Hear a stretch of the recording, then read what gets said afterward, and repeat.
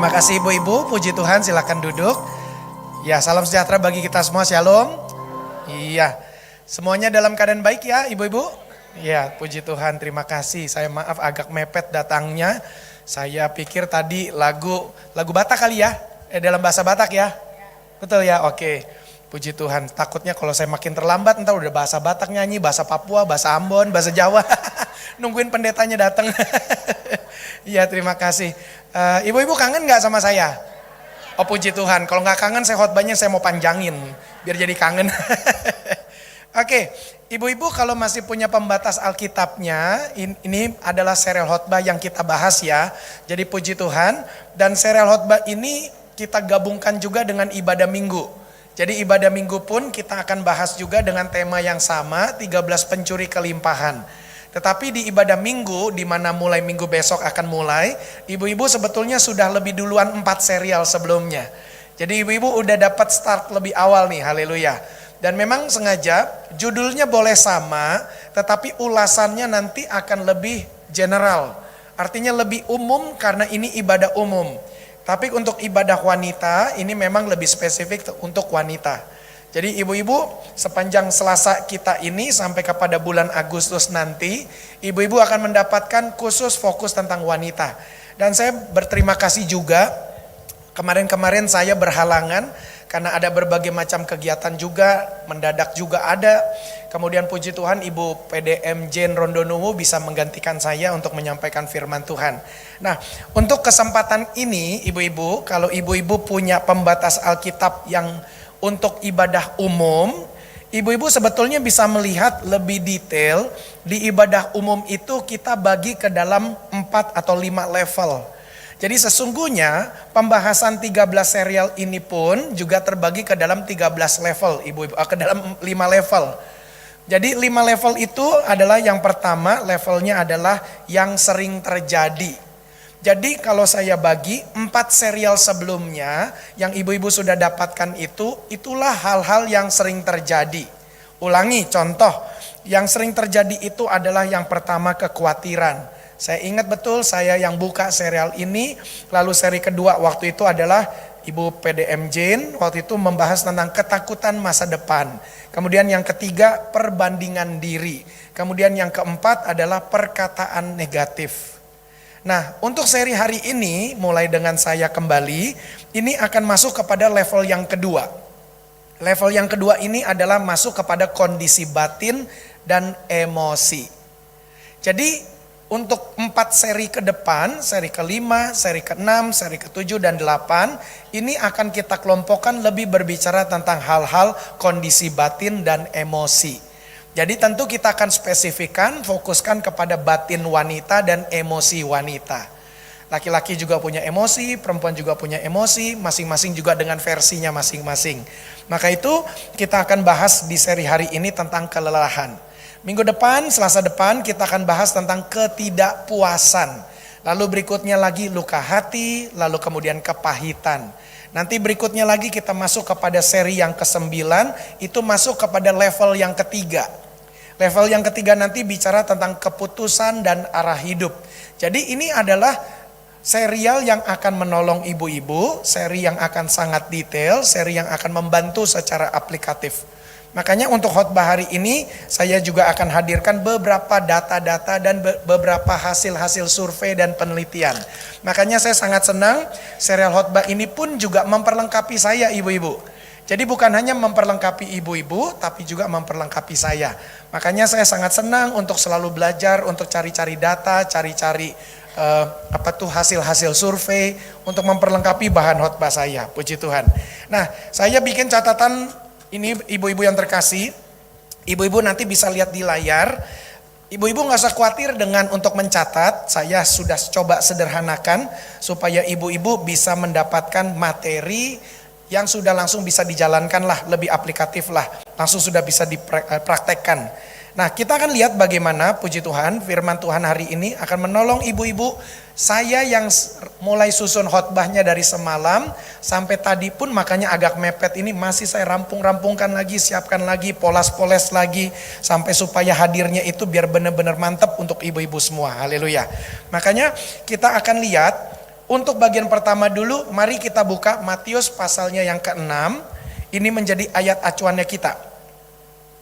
Ibu-ibu bisa lihat di layar kalau tidak bawa Alkitab, atau yang ada di rumah, di online, atau di tempat-tempat lain, atau juga nanti yang menyaksikan rekaman ulangnya.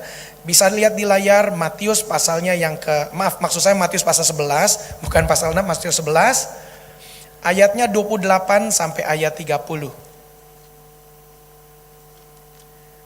Matius pasalnya 11 ayat 28 sampai ayatnya yang ke-30. Ayat ini sudah terkenal ibu-ibu. Saya yakin ibu-ibu pasti sudah hafal, ibu-ibu pasti sudah tahu.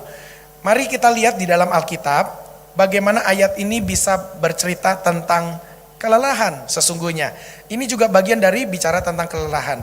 Oke, ibu-ibu lihat ke depan atau lihat ke Alkitab masing-masing. Matius 11 ayat 28, firman Tuhan berkata begini, "Marilah kepadaku semua yang letih lesu dan berbeban berat. Aku akan memberi kelegaan kepadamu." Ulangi sekali lagi, ini ayat pentingnya.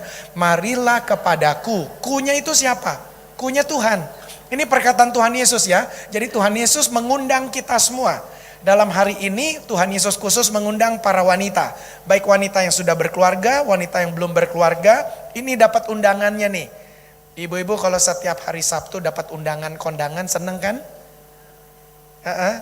Pasti mau usahakan datang kan?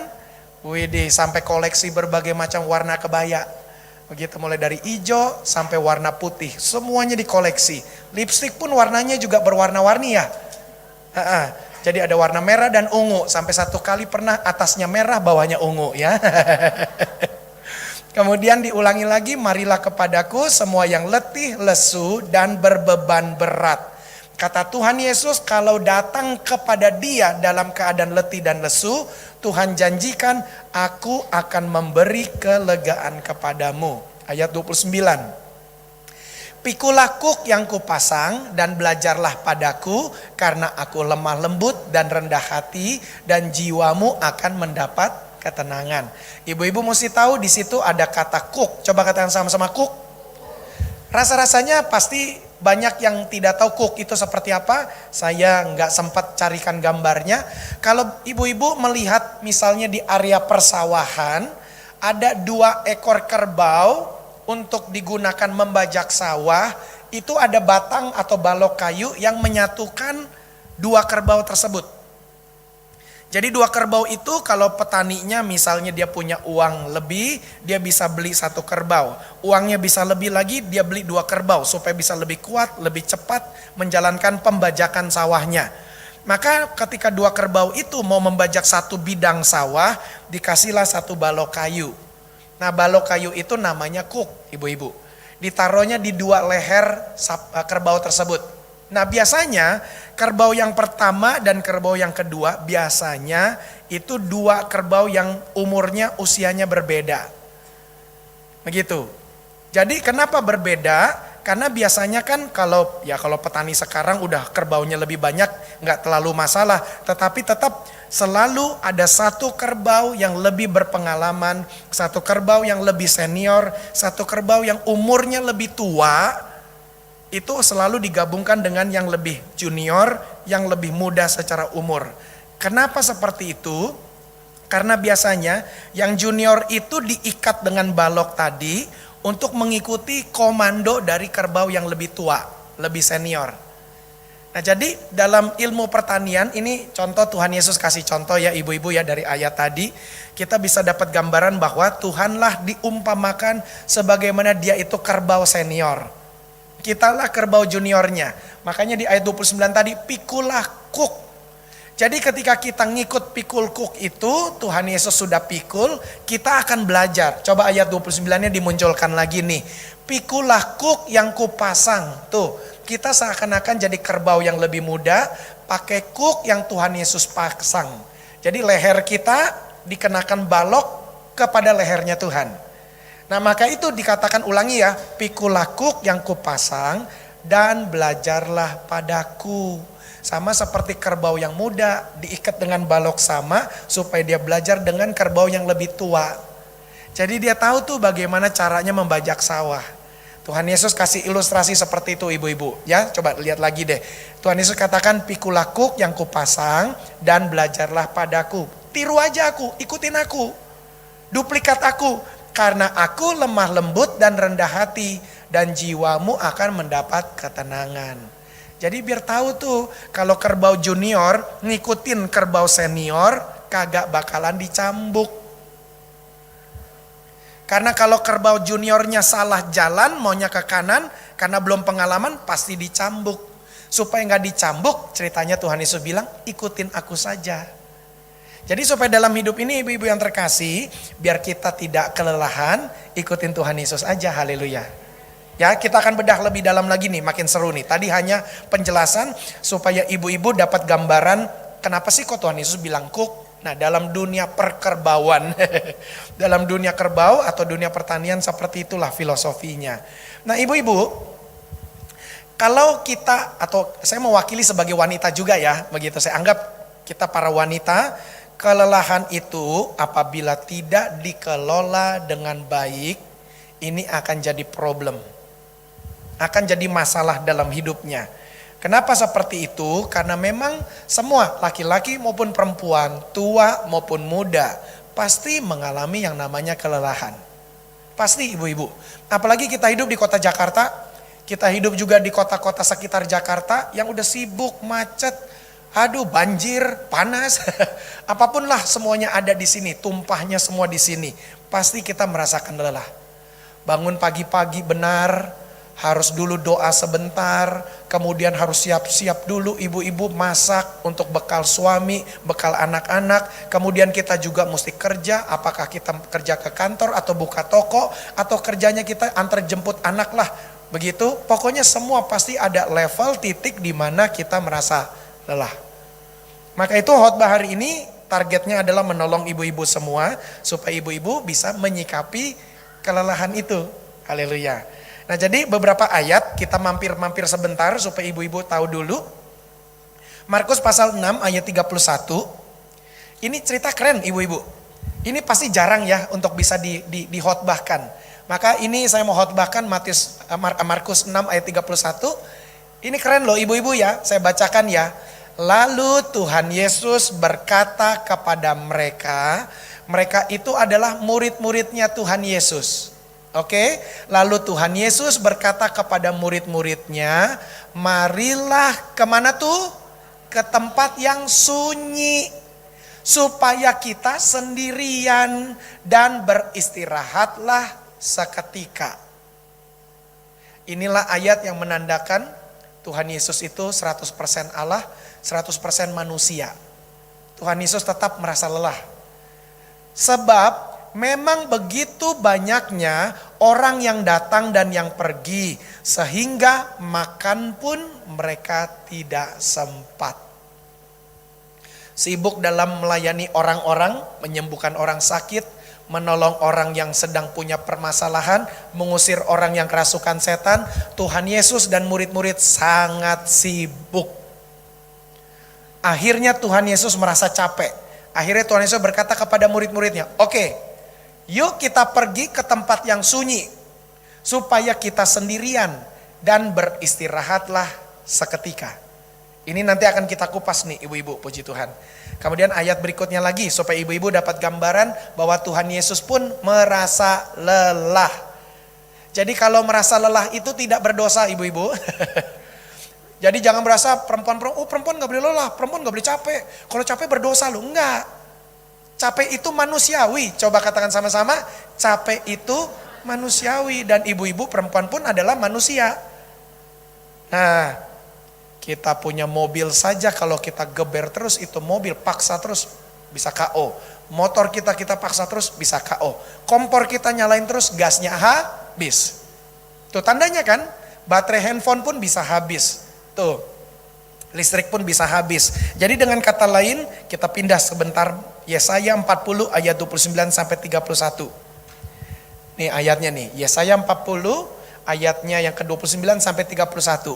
Dia memberi kekuatan kepada yang lelah dan menambah semangat kepada yang tiada berdaya. Lanjut lagi ya 30. Orang-orang muda menjadi lelah dan lesu, dan teruna-teruna jatuh tersandung. Kenapa tersandung? Karena sudah capek, langkahnya tidak diperhatikan lagi. Kalau masih kuat, matanya masih terang, pasti tidak akan tersandung. Tapi kalau udah capek bisa tersandung. Udah capek naik motor bisa nabrak. Udah capek naik mobil bisa ketiduran. Tuh, itu tuh contohnya ya. Lanjut lagi ya ke ayat berikutnya lagi. Tadi digambarkan orang-orang muda saja bisa lelah, kecapean. Tetapi orang-orang yang menanti-nantikan Tuhan mendapat kekuatan baru. Kekuatan barunya dikasih titik 2. Apa sih model kekuatan barunya? Mereka seumpama Raja Wali yang naik terbang dengan kekuatan sayapnya. Mereka berlari dan tidak menjadi lesu. Mereka berjalan dan tidak menjadi lelah. Tuh, jadi kalau tadi Tuhan Yesus bilang kalau capek datang sama Tuhan. Di dalam Yesaya pun Tuhan juga janji. Tenang, kalau orang yang berharap kepada Tuhan, Tuhan akan kasih kekuatan. Ya, kita lihat lagi beberapa ayat untuk menjadi pembuka dulu. 1 Raja-Raja 19 ayat 4 sampai 8. Elia pun, ibu-ibu, supaya saya pikir nih biar agak hemat waktu lah ya, kita mau masuk kepada khotbahnya. Ibu-ibu silakan catat saja. 1 Raja-Raja 19 ayat 4 sampai 8. Walaupun tadi saya sudah koordinasi sama tim multimedia, ayatnya sudah disiapkan di layar, tapi demi kita menghemat waktu, ibu-ibu catat saja 1 Raja-Raja 19 ayat 4 sampai 8. Elia di sana sudah mengalami keputusasaan. Dia berkata sama Tuhan, Tuhan udah aku mati aja deh. Udah cabut nyawaku. Lalu akhirnya Elia ceritanya udah putus asa, dia sampai rebahan. Saat dia rebahan itulah udah seakan-akan dia mau minta mati. Tuhan kirim malaikat bawa roti. Jadi disuruhlah Elia untuk makan. Elia makan roti itu. Saking putus asanya ditepoklah pundaknya sama malaikat. Elia tetap gak mau makan. Jadi udah saking putus asanya. Ditepok lagi yang kedua, ayo makan. Lalu akhir kata dari ayat itu Elia makan dan akhirnya Elia mendapatkan kekuatan untuk dapat berjalan lagi 40 hari 40 malam. Wih, sampai ada yang bercanda, kita juga mau dong roti model begitu, sekali makan 40 hari 40 malam bisa kuat jalan. Ibu-ibu juga mau kan, enaknya sekali masak suami 40 hari 40 malam gak minta-minta makan lagi. Nah jadi itu contohnya, Elia pun merasa kelelahan. Mazmur 127 ayat 2 pun, di sana dikatakan Tuhan Yesus memberikan, Tuhan Allah memberikan jaminan kalau berharap kepada Tuhan dalam saat tidur akan diberkati. Tidur itu kan istirahat ibu-ibu. Jadi bagaimana caranya supaya kita bisa belajar hari ini bahwa lelah itu tidak salah. Istirahat itu tidak salah. Tidur itu tidak salah. Artinya kalau sudah kerja keras, lelah datang, dia boleh tidur. Tapi kalau nggak kerja keras tidur, yang model begini perlu di strom pakai raket nyamuk. Jadi kalau kita udah kerja keras terus kita tidur itu nggak apa-apa ibu-ibu, nggak masalah ya. Jadi puji Tuhan. Nah makanya kita akan masuk kepada khotbah kita hari ini. Ya makasih. Ini suara saya minggu lalu membaik. Kemudian gara-gara kemarin khotbah 4 kali ternyata akhirnya kalah lagi. Itu contoh tuh. Suara pun bisa kalah loh ibu-ibu. Ya puji Tuhan, makasih. Jadi sebetulnya saya istirahat cukup, semua serba baik, makan juga teratur. Cuman karena suara diforsir akhirnya jadi begini. Tapi suaranya masih boleh juga kan? Ya tunggu nanti saya nyanyi abis ini. Oke, berikutnya lagi gini. Kenapa sih kalau saya lihat wanita itu kenapa sih kok bisa merasa lelah? Ya saya kan tahun 2026 ini memasuki ulang tahun pernikahan saya yang ke-18 sama istri saya. Berarti kurang lebih saya sudah 17 tahun nih hidup dengan seorang wanita. Begitu, bahkan hidup dengan seorang wanita bisa lebih personal daripada dengan mama saya. Ya kan saya lahir udah hidup dengan mama saya. Saya menikah umur 28 berarti saya sepanjang 28 tahun saya hidup dekat dengan seorang wanita, yaitu mama saya. Tapi kan kedekatan saya dengan mama saya beda dengan kedekatan saya sama istri. Nah makanya ketika saya melihat pun antara mama saya dengan istri saya memang menemukan bahwa wanita pun bisa merasa lelah. Wanita bisa kecapean akhirnya sakit, KO. Saya pernah lihat mama saya KO dulu. Ketika kesibukan, capek, nganter jemput anak, kemudian ngurusin Pak Yakob. Waduh ada doa pagi, doa malam, KO juga tuh akhirnya. Nah maka itu saya melihat juga istri saya ketika juga udah sibuk repot, dia udah bisa KO, tidur lebih cepat, begitu karena besoknya bangun lebih pagi. Nah makanya saya melihat bahwa kenapa wanita bisa begitu, karena memang ibu-ibu saya melihatnya wanita itu mendapatkan double tanggung jawab. Pekerjaan laki-laki pun wanita siap mengcovernya. Pekerjaan wanita, wanita melakukannya. Makanya ketika melihat seperti itulah wanita pasti bisa merasa kelelahan. Siapa tahu ada di antara kita lagi merasa begitu, ya puji Tuhan nih firman-Nya akan menolong kita. Nah kenapa? Karena wanita ngurus suami, wanita ngurus anak, wanita juga bisa ngurus cucu, wanita juga mesti bekerja, wanita juga bisa terlibat melayani Tuhan di gereja. Ini kayak ibu-ibu kan nih, hari ini ijo-ijo semua kan, pasti kan udah persiapannya gak gampang loh ibu-ibu. Ini tim tamborin juga kan, tuh. Jadi artinya ini pasti persiapannya gak gampang. Hari ini saya tahu kan latihan lagi ya, habis ini ya. Tuh udah latihan sepanjang hari. Moga-moga para suami gak berkata begini, nih gara-gara Pak Yohanes nih suruh istri saya pelayanan nih. Setiap Selasa istri saya gak ada di rumah. Nah, jadi dengan kata lain itulah makanya perempuan dunianya seperti itu. Makanya seringkali perempuan juga harus, seringkali perempuan berkata dalam hati, saya harus kuat, saya mesti kuat. Kalau nggak ada saya nanti laki gue gimana? Kalau nggak ada mama nanti anak-anak gimana? Tuh, jadi seringkali wanita merasa begitu. Nah, jadi makanya wanita itu kalau merasa lelah tidak apa-apa. Haleluya. Puji Tuhan. Nah, Matius 11 ayat 28 sampai 30, Tuhan Yesus berbicara kepada orang-orang yang tertindas. Bangsa Israel waktu itu sedang tertindas dari orang-orang Romawi. Jadi mereka lelah ibu-ibu. Lelahnya orang-orang Yahudi pada zaman Tuhan Yesus itu bukan lelahnya seperti kita sekarang loh. Karena kalau kita sekarang ini pemerintah ini nggak boleh berbuat semena-mena kepada rakyatnya. Tapi pada zaman dulu waktu Tuhan Yesus bilang Matius 11 itu, pemerintah melakukan semena-mena tidak masalah. Mau tangkap orang, mau bunuh, gebukin orang nggak ada yang pikirkan. Karena memang zaman itu seperti itu. Makanya jadi orang Yahudi yang sedang dijajah itu gak gampang. Pajak begitu tinggi.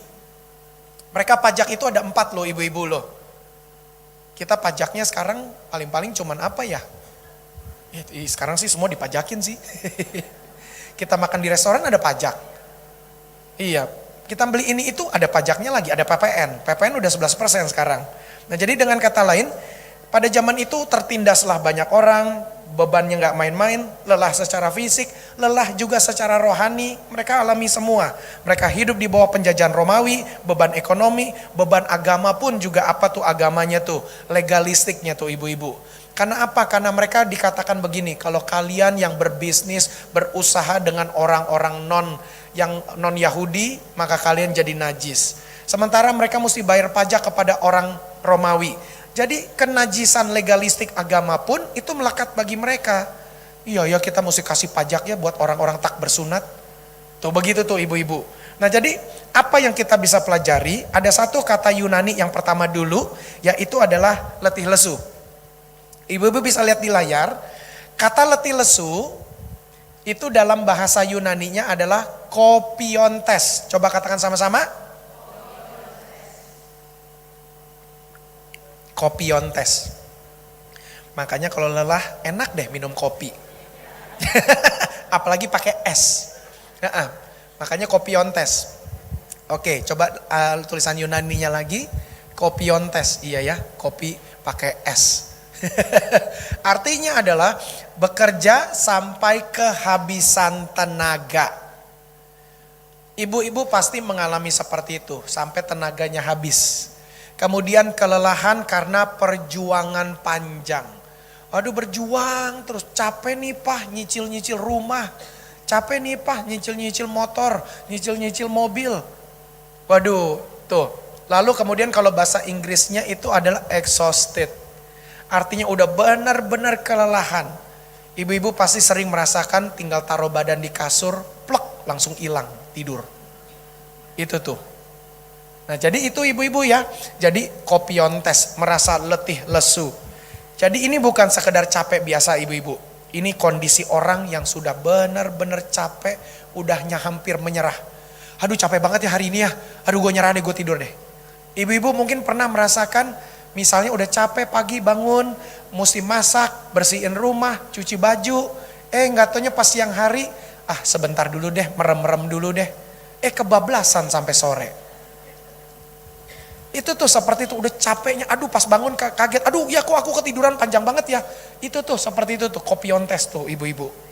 Lalu berikutnya lagi ada kata selanjutnya, berbeban berat.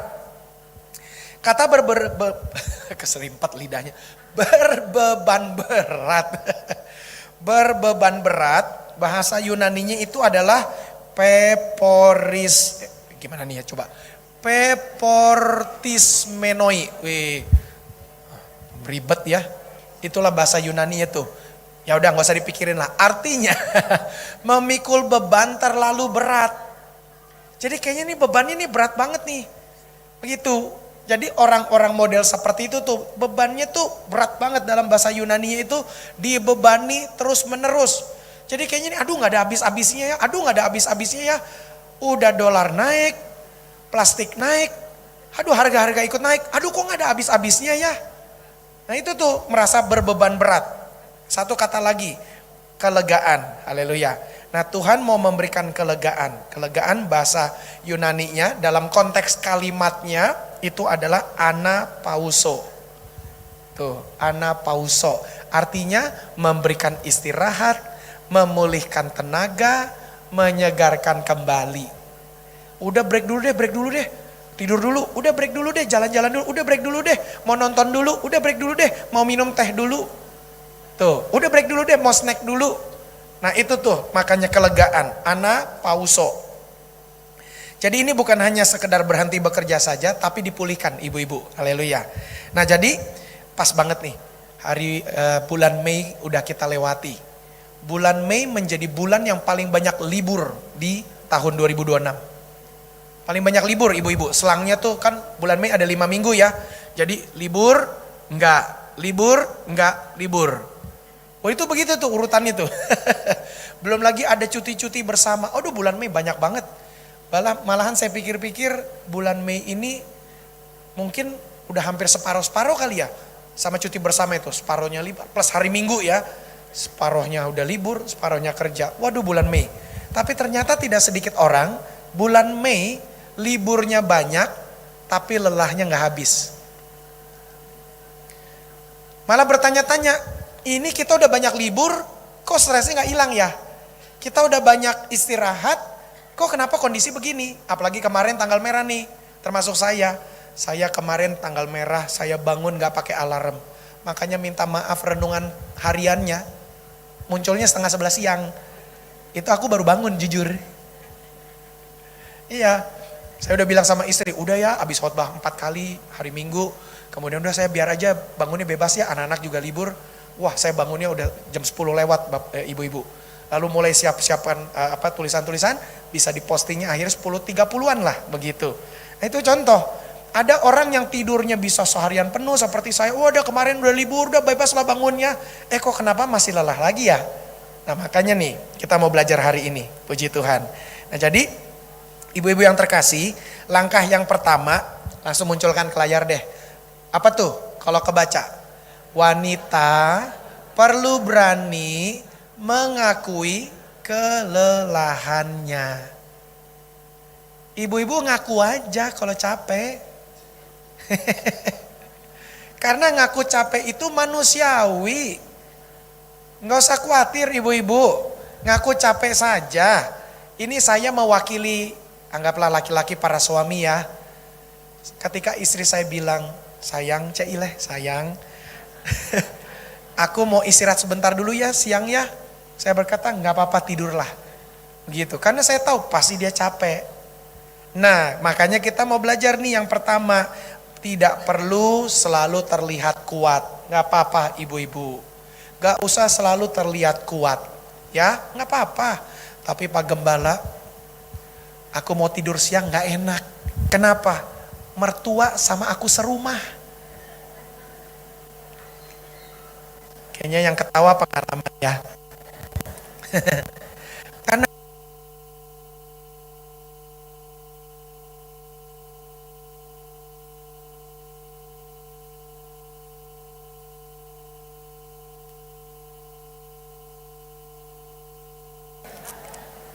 Iya. Oh puji Tuhan.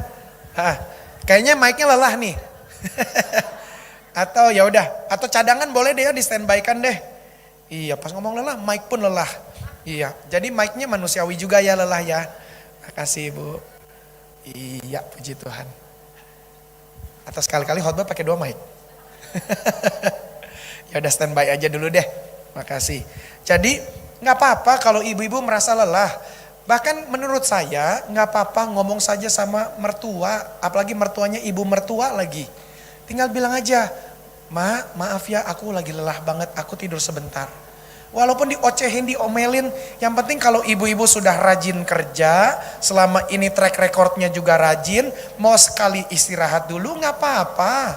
Tapi kalau nggak pernah rajin kerja, nggak pernah masak, nggak pernah nyiapin apa-apa, nggak pernah nyuci baju, minta tidur terus. Yang tadi saya bilang apa tuh? Strom aja pakai rakit nyamuk. Sama kayak suami, kalau suami udah kerja keras, seperti dulu kata Pak Yakob kan, kalau suami udah kerja keras, pinter cari uang, terus kalau dia tidur, istri sampai jaga depan gang. Awas ya, abang semua lewat. Takut abang sayur lewat, yur, suami kebangun. Kata istri, hus lewat gang sebelah. Abang somai, jangan lewat, laki gue lagi tidur. Sampai topeng monyet pun gak dikasih lewat.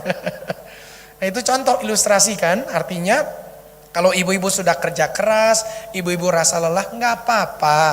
Mengakui saja kalau memang kita itu capek, lelah.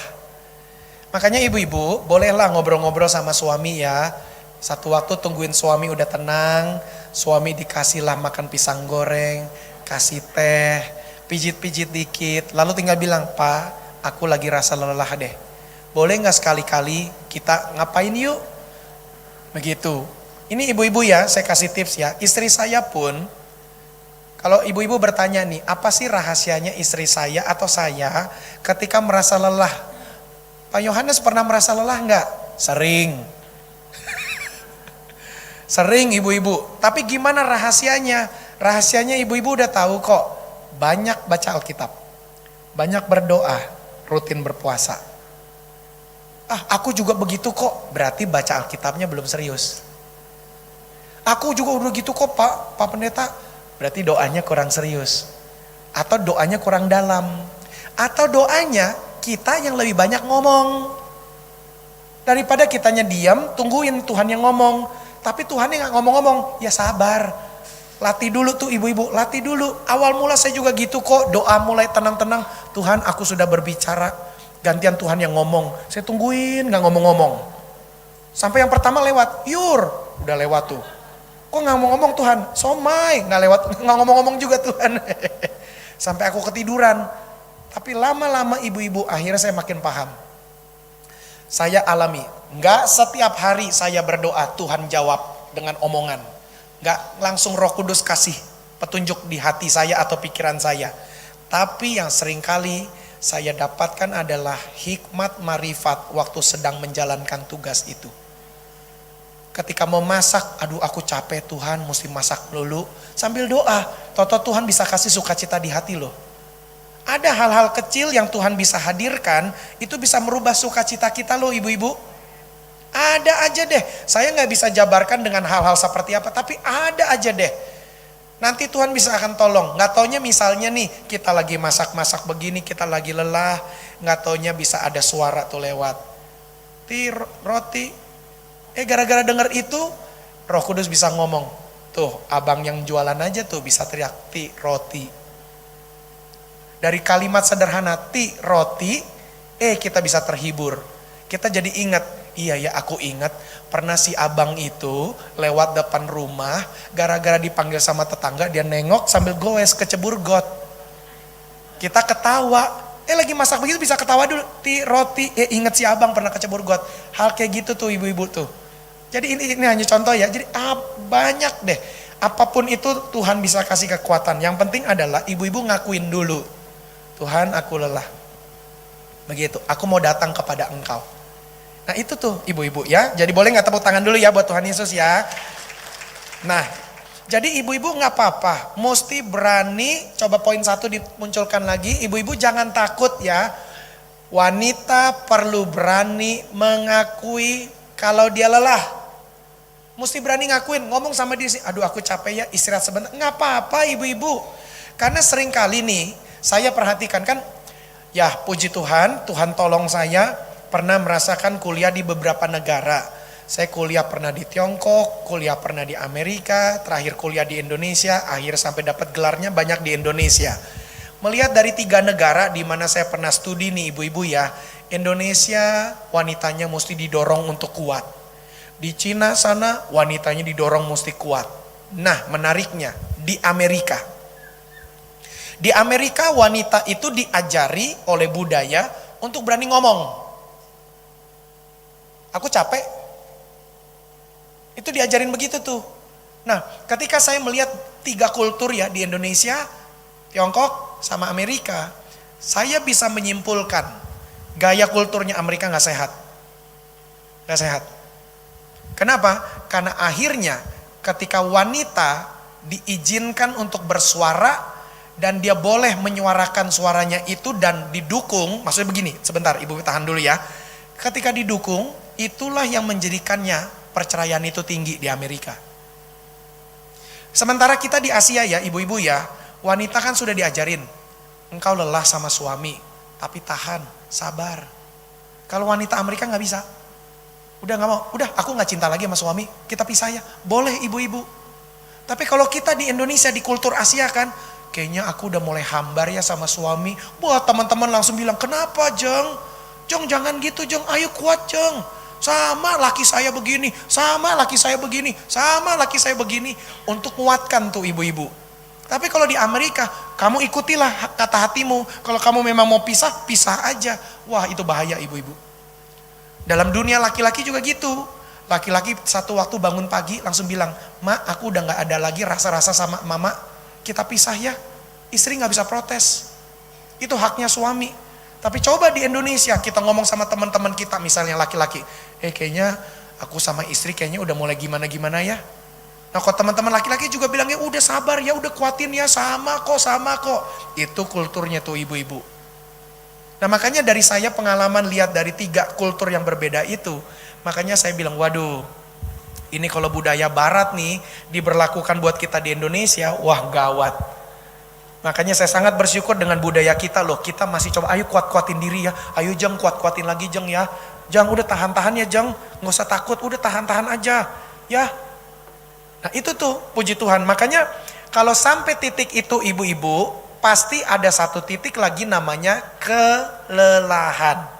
Jadi kalau sudah sampai titik kelelahan, udah gak tahan lagi, yang pertama ngakuin diri kalau kita memang lelah.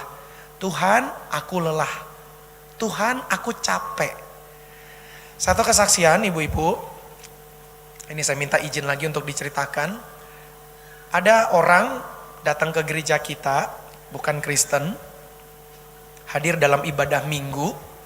Lalu kemudian ibu ini bercerita kepada saya, ini terima kasih nih ada satu pengurus ibu-ibu di WBI kita ini yang bantuin nih. Udah datang sama Pak Pendeta Yohanes minta didoakan. Jadi ibadah sudah selesai, orang ini minta didoakan. Orang ini wanita, ibu ini minta didoakan. Dia merasa lelah, selama ini dia taat menjalankan agamanya, tapi merasa kosong.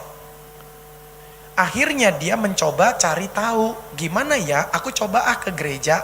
Dia cari di Google, gerejanya muncullah GBI Mawar Saron.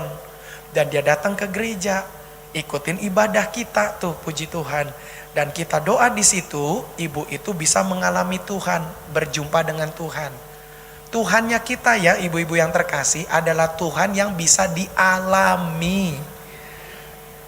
Pengalaman dengan Tuhan itu bisa dialami, makanya Tuhan kita disebutnya Bapa.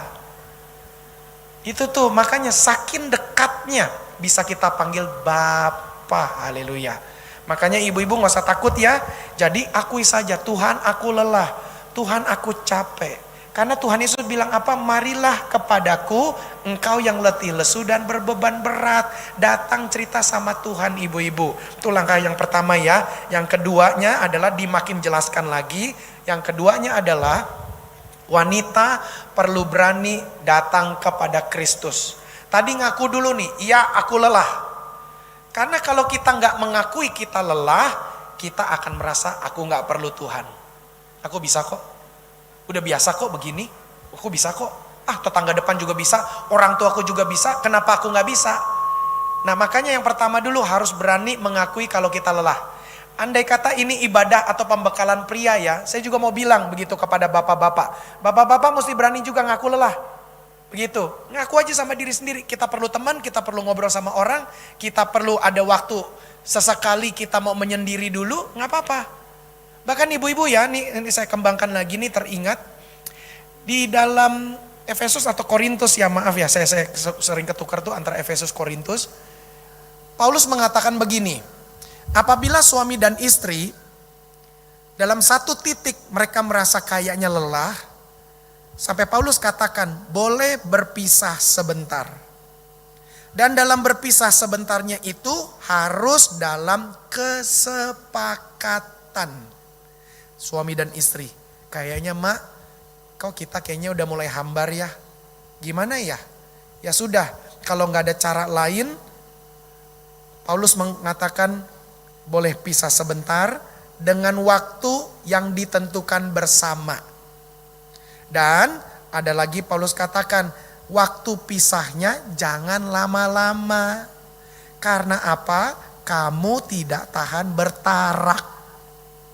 Kamu tidak tahan karena kamu kan suami istri. Pasti pernah berhubungan badan dong. Kalau nggak pernah berhubungan badan, masa anak sampai 11? Jadi Paulus bilang kan begitu, kalau kamu pisah lama-lama, kamu kan gak tahan untuk tidak berhubungan badan. Nanti setan goda-goda jatuh dalam dosa. Jadi ada durasinya tuh ibu-ibu, gak bisa lama-lama. Pak Pendeta, aku lagi sama suami lagi marah. Ini udah 2 bulan nih aku balik ke rumah orang tuaku. Buset, lama banget bu. Biar rasain tuh suami saya. Loh bukan begitu caranya. Biar nyaho, bukan begitu caranya. Ibu suami setuju pisah 2 bulan. Enggak, aku yang sendiri. Enggak bisa. Nah artinya sebelum keputusan itu bulat untuk berpisah sebentar, berarti kan ada momen rapat dong antara suami dan istri. Tuh, berarti momen itu jangan dilewatkan. Nah gitu ya. Jadi dengan kata lain, kalau dalam Alkitab pisah sebentar itu dalam persetujuan, bagi saya gembala, saya sangat menyarankan ini opsi yang paling terakhir. Bukan opsi utama, udah pisah aja dulu ya, seminggu cukup, seminggu pisah ya. Enggak, itu opsi yang paling terakhir. Makanya gimana yang pertamanya, luangin waktu aja dulu. Istri, wanita udah sibuk ngurus anak, sibuk ngurus suami sibuk kerja. Bolehlah makanya atur waktu, sering-sering pacaran lagi. Apa tuh pacaran? Pergilah sana makan bakso. Iya. Ibu-ibu, saya usahakan bersama dengan istri seminggu sekali kencan, Cak Ileh. Beneran, usahakan seminggu sekali kencan, ibu-ibu.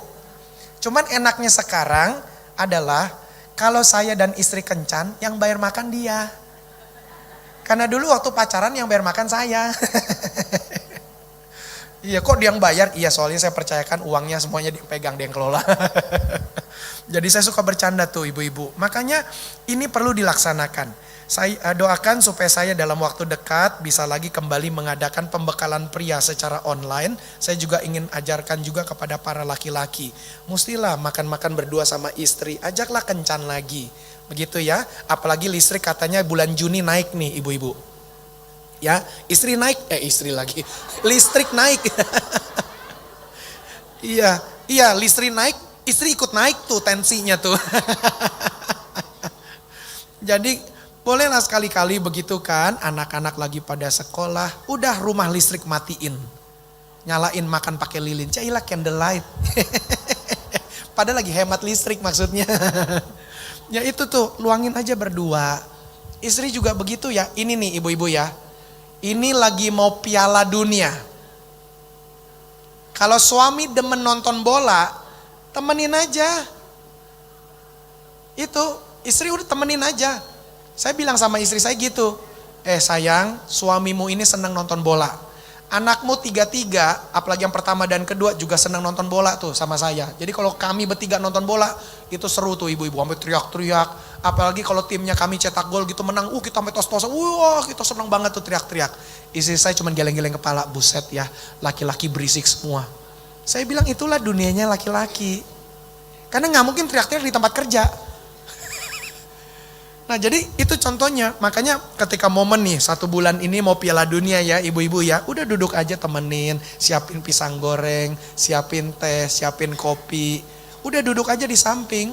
Istri juga lagi yaudah nonton bola panjang juga sih Pak Pendeta 2 jam, ya 2 jam situ ya entah engkau juga nonton drakor aja dari handphone. Yang penting ada di samping. Jadi gini loh nih saya kasih tips ya, jadi misalnya Soy lagi truk gol, istri ikutan juga seneng. Jangan dibilang berisik, jangan digituin. Makanya hati ketutup tuh, kekunci tuh suami tuh. Gitu. Coba aja tanya gitu, gol ya Pak, gol ya Pak. Bagus golnya Pak. Tanya gitu, iya bagus Mak. Toto dia bisa bercerita tuh, iya tuh wah dia oper gini. Isi jangan baca tuh diem aja. Jangan digituin ibu-ibu. Jadi gantian di situ ya. Nah itu tuh cara bangun hubungan yang baik ya dengan suami ya. Ini momen bagus loh mau Piala Dunia nih. Jadi kalau nggak salah Piala Dunia di Amerika. Amerika sama Indonesia 12 jam loh bedanya loh. Jadi di sana mainnya sore, di sini mainnya agak subuh. Gitu. Jadi sebelum pergi ke kantor tuh suami nontonin dulu tuh. Jadi pas suami lagi nonton dulu, ibu-ibu lagi masak, jangan dibilang, TV diplototin, istri kagak pernah. Jangan digituin. Biarin aja seneng dulu gitu, kasihin minum, Pak, nih sambil minum ya. Nih mama bikinin kopi nih, begitu. Nah itu kasih aja gitu ya ibu-ibu supaya biar bangun hubungan. Nah yang kedua datang kepada Tuhan Yesus.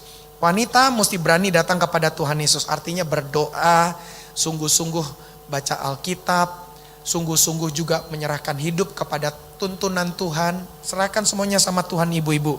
Jadi bukan hanya datang ke gereja saja, tapi datang kepada Tuhan itu sendiri. Seperti hari ini ibu-ibu bisa saja merasa, aduh kayaknya capek ya tiap Selasa datang ke ibadah wanita. Habis daripada di rumah sendirian, mendingan ke gereja. Tapi ke gereja pun aku sudah rasa hambar. Nah, ibu-ibu bukan hanya datang ke gereja, tapi datang kepada Tuhan. Saya bukan sekedar khotbah saja, tapi saya melayani Tuhan. Karena kalau saya khotbah saja, aku akan rasa bosan. Aku akan rasa malas. Ibu-ibu ini udah berapa tahun ya saya khotbah terus kan ibu-ibu ya. Ini udah masuk 3 tahun kali ya, 4 tahun kali ya saya khotbah terus kan.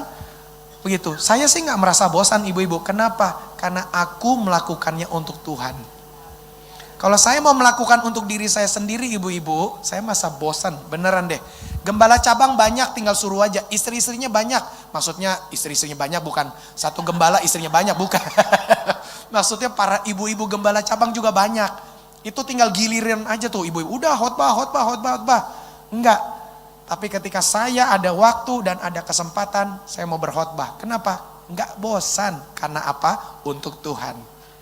Makanya ibu-ibu gak akan merasa bosan kalau melakukan apapun untuk Tuhan, haleluya. Ya, kalau baca Alkitab karena tuntutan, karena gue Kristen sih gue mesti baca Alkitab. Kalau gue gak baca Alkitab, anak-anak nanti bilang, ih mama gak baca Alkitab. Makanya aku baca Alkitab, bosan. Percaya deh dengan saya, bosan. Tapi kalau kita lakukan karena kita mau datang kepada Tuhan, dengan sikap hati begini nih. Waktu kita buka Alkitab, Tuhan, aku mau jumpa dengan Tuhan. Sekalipun ayat Alkitabnya aku gak tahu apakah memberikan kekuatan atau tidak kepada aku.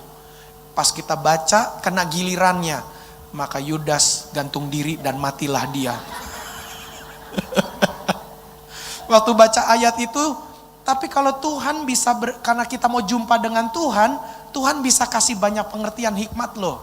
Contoh, maka Yudas gantung diri dan matilah dia. Oh iya ya, makanya aku belajar ya. Yudas selama 3,5 tahun jadi murid Tuhan Yesus, tapi dia gak pernah datang kepada Kristus. Dia gak pernah dekat dengan Tuhan. Dia boleh dekat secara jasmani, tapi dia gak dekat secara jiwani dan rohani. Makanya dia bisa bunuh diri. Kita ingat, Petrus pun mengkhianati Tuhan Yesus, tapi Petrus tidak bunuh diri. Petrus, nih dengar baik-baik kalimatnya, Petrus mau datang kepada Tuhan lagi. Tuh jadi ngerti kan? Nah makanya ibu-ibu mesti datang sungguh-sungguh kepada Tuhan Yesus. Boleh tepuk tangan nih, poin yang kedua ya, poin yang ketiga. Kita lihat nih, poin yang ketiga. Wanita perlu berani hidup dengan ritme sehat. Apa tuh ritme? Ini nih ritme nih. Pola. Dengan pola hidup sehat. Nanti ibu-ibu akan ada momen nanti di mana pembahasannya tuh pola hidup yang sehat ada nggak ya? Oh ada kesentuh dalam jabaran yang lainnya, nanti kita akan dalami. Tapi yang saya mau katakan untuk poin yang ketiga adalah ibu-ibu mesti berani untuk mempunyai ritme yang sehat. Ritmenya artinya begini, bangun pagi, masak, bersih rumah, cuci baju, setrika, habis hari.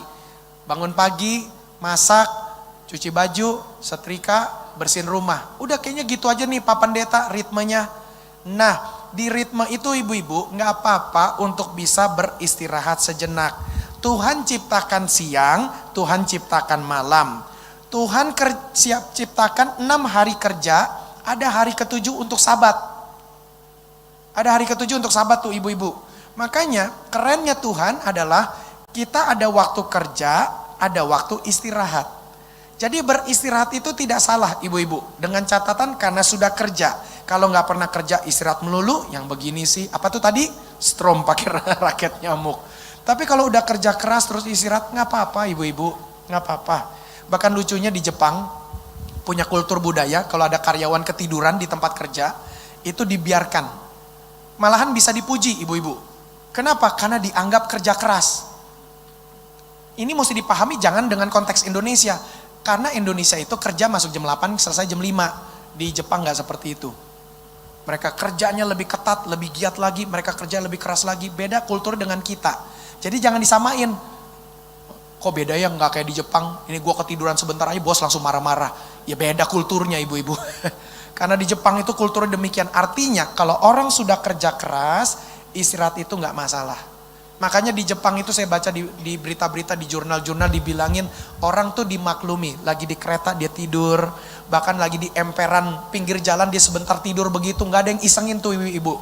Gak ada yang ngambilin apa tuh barang-barang pribadinya. Kulturnya begitu, kenapa? Orang-orang paham, dia habis kerja keras, dibiarinin saja, dia istirahat. Polisi gak ganggu-ganggu. Seperti itu tuh budayanya tuh ibu-ibu. Kenapa? Karena sudah kerja keras. Waktu istirahat dibiarkan. Makanya hari ini poin yang terakhir kita belajar, kita mesti punya ritmenya nih ibu-ibu, jaga polanya. Kalau memang pagi sudah bangun pagi, siang mau tidur gak apa-apa, gak masalah. Begitu, nanti diatur lagi kapan bangun, anak-anak pulang sekolah, diatur lagi. It's okay kok ibu-ibu, jangan merasa berdosa, jangan merasa bersalah. Dan yang hari Minggu mesti ke gereja. Khotbah minggu kemarin, saya bahas bahwa di dalam hidup kita nih ibu-ibu, ada satu ruang yang tidak bisa diisi oleh apapun dan siapapun, hanya bisa diisi oleh Tuhan. Makanya itu cara ngisinya ke gereja. Dengan pergi ke gereja kita akan dapat kepenuhan tuh. Makanya akan dipenuhi sampai luap semuanya tuh. Dalam bahasa Yunaninya pleroma, akan diisi sampai penuh meluap. Makanya supaya ibu-ibu bisa tetap semangat, 3 prinsip tadi tuh. Harus berani mengakui kalau memang sudah lelah. Akui saja, Tuhan aku sudah lelah, aku sudah capek Tuhan. Tuh, yang keduanya datang kepada Tuhan. Datang Tuhan berikan aku kekuatan. Perbanyak baca Alkitab, perbanyak doa dan nyembah. Perbanyak pergi ke gereja, maksudnya rutin tiap minggu ke gereja. Bukan tiap hari ke gereja ibu-ibu. Kalau ada taman doa kita mau dipakai, monggo pakai. Tapi jangan lama-lama di sana. Iya, jangan lama-lama di sana. Kalau ada terus di taman doa, di taman doa, di taman doa, nih bapak pendetanya nih akan mikir, ini ibu nih pasti ada sesuatu nih. Pasti ada something is wrong nih. Begitu. Kenapa kok di taman doa melulu, nggak di rumah, nggak ngurus rumah tangga? Oh udah janda, emang nggak ngurus anak? Oh nggak ada anak. Emang nggak pergi memberitakan Injil? Itu tuh ibu-ibu. Jadi tetap taman doa puji Tuhan ada, ibu-ibu boleh pakai, tapi jangan dari terbit matahari sampai terbenamnya di situ terus. Kan ada tanggung jawab yang lain kan? Nah, jadi dengan kata lain ibu-ibu yang terkasih mesti berani mengakui bahwa diri itu lelah. Biar buka hati. Kalau kita enggak, aku kuat, aku bisa kok. Ibu-ibu akan capek sendiri. Begitu. Saya pernah bilang sama istri saya kok, saya bilang gini, sayang kayaknya saya pengen break sebentar nih. Mau nyiapkan khotbah biasanya di rumah. Saya pernah satu kali saya bilang gini, boleh enggak saya sebentar kasih 2 jam, saya mau pergi ke coffee shop, saya mau siapkan khotbah di coffee shop. Karena saya jenuh nih, merasa udah mentok nih kayaknya di rumah. Akhirnya istri saya bilang, udah gak apa-apa kamu pergi deh. Begitu, saya pergi 2 jam tuh betul-betul saya manfaatkan, saya pakai alarm. Ketika alarmnya bunyi, nit udah 2 jam udah saya pulang tuh ibu-ibu. Waduh itu tuh begitu, saya mengakui bahwa memang saya lelah. Saya mengakui bahwa saya capek. Saya perlu ada satu, siapkan khotbahnya di momen yang lain tuh, di coffee shop yang lain deh, begitu. Jadi gak apa-apa ibu-ibu, istri saya juga begitu. Ini istri saya bilang sama saya, boleh nggak aku pergi sama teman perempuan, jangan teman laki-laki dong, gitu. Karena saya kenal juga teman perempuan, saya bilang, nggak apa-apa kamu pergi deh, begitu. Udah kamu pergi sana, nggak apa-apa. Dia pergi 2 jam, 3 jam. Nah itu contohnya, nggak apa-apa. Nah itu ibu-ibu, jadi it's okay. Cailah, coba bilang sama-sama, it's okay. Nah, it's okay artinya apa? Tolong pulangkan payung. Payung lagi. Siapa tahu ibu-ibu waktu hujan. Nah, lalu satpam mayungin ibu-ibu pakai payung GBI Mawar Saron. Yang warna merah tuh, yang gagang kayu, yang ada di lemarinya ibu-ibu. Jadi ini bercanda ya. Jadi ngakuin aja ibu-ibu, jangan takut. Datang kepada Tuhan Yesus, bilang sama Tuhan, Tuhan aku lelah, aku capek. Tuhan perbarui semangatku. Yang ketiga ibu-ibu yang terkasih, gak apa-apa. Harus punya ritme yang sehat. Ada waktu istirahat, ada waktu kerja, ada waktu ngurus anak, ada waktu ngurus suami. Ambil waktu istirahat tuh ibu-ibu. Zaman sekarang saya tutup dengan ini, hati-hati dengan handphone. Jangan tergoda dengan handphone. Ya, handphone bisa bikin kita kurang istirahat. Gara-gara nonton drakor terus. Drama Korea. Gara-garanya apa? Atau di TikTok sekarang ada drama Cina ya? Yang cuman berapa menit kan? Oh yang iya itu pengalaman ya. Iya, ya gak apa-apa. Asal mesti tahu waktu ya. Jangan cuman scrolling. Nggak taunya astaga udah jam 12:30 pagi. Suami udah tidur, anak-anak udah tidur. Nah tinggal besok pagi cuma tidur 3 jam lagi mau bangun lagi. Nah itu yang penting dijaga ya ibu-ibu ya, puji Tuhan. Jadi sekali lagi harus berani mengakui kalau memang lelah. Yang kedua adalah harus datang kepada Tuhan. Dan yang ketiga punya pola ritme yang sehat. Kalau ritmenya nggak sehat pun akan kacau nanti. Gara-gara kita nontonin TikTok lama-lama kurang tidur. Akhirnya bangun pagi senewan, suami disemprot, anak disemprot, kucing disemprot. Ujung-ujungnya Tuhan pun akan ikut disemprot. Kalau ibu-ibu perhatikan ya, penutupan serial khotbah ini, itulah kelompok level yang kelima, level yang terakhir. Yang saya namakan klimaksnya, puncaknya, akhirannya akan jauh dari Tuhan. Makanya kalau kita nggak berani mengakui kita lelah, kita nggak berani datang kepada Tuhan, kita nggak punya pola ritme yang sehat, ujung-ujungnya akan jauh dari Tuhan tuh ibu-ibu. Oke, puji Tuhan, boleh kita bangkit berdiri sama-sama.